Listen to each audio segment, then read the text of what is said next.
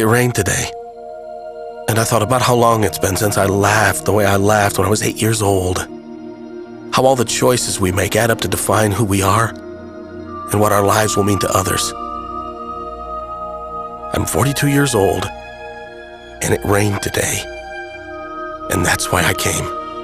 If you're searching for new direction in life, our hearts, our minds, and our doors are always open. The people of the United Methodist Church.